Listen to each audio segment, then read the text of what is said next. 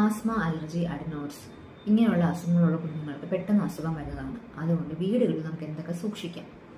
Pets ഉണ്ടെന്നുണ്ടെങ്കിൽ കുട്ടികളുള്ള സമയത്ത് പെറ്റ്സിനെ ക്ലീൻ ചെയ്യാതിരിക്കുക. കാര്യം കൂടെയൊക്കെ ചിലപ്പോൾ വീടിനകത്ത് വീഴാവുന്നതാണ്. അതും കുട്ടികൾക്ക് ട്രിഗറായിട്ട് മാറാം. സോ കുട്ടികളില്ലാത്ത സമയത്ത് പുറത്ത് വെച്ച് മാത്രം ക്ലീനിങ് ചെയ്യുക. പിന്നെ ആരും കുഞ്ഞിൻ്റെ പ്രസൻസിൽ സ്മോക്കിംഗ് ചെയ്യാതിരിക്കുക. എസ്പെഷ്യലി വീടിൻ്റെ അകത്താണെങ്കിലും വീടിൻ്റെ പുറത്താണെങ്കിലും സ്മോക്കിംഗ് കുഞ്ഞിൻ്റെ പ്രസൻസ് സമ്മതിക്കാതിരിക്കാൻ തന്നെ നോക്കുക. കൊതുക് തിരി, കൊതുകിൻ്റെ മാറ്റ്സ് കത്തിക്കുന്നത്, പെർഫ്യൂംസ്, പൗഡർ ഇതൊന്നും വീട്ടിൽ സമ്മതിക്കാൻ പാടുള്ളതല്ല.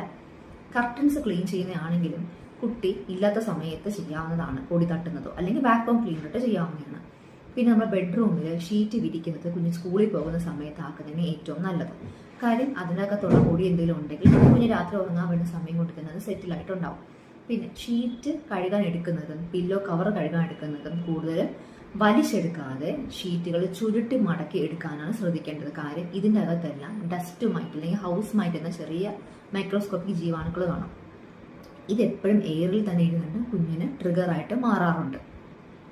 പിന്നെ വീട് തൂക്കുന്നതാണെങ്കിലും കുഞ്ഞ് സ്കൂളിൽ പോകുന്ന സമയത്തോ അല്ലെങ്കിൽ കുഞ്ഞ് വീട്ടിലില്ലാത്ത സമയത്തോ നോക്കുക. കുഞ്ഞുള്ളപ്പോൾ കൂടുതലും നന്നെ തുണി വെച്ച് തുടച്ചെടുക്കാൻ നോക്കേണ്ടതാണ്.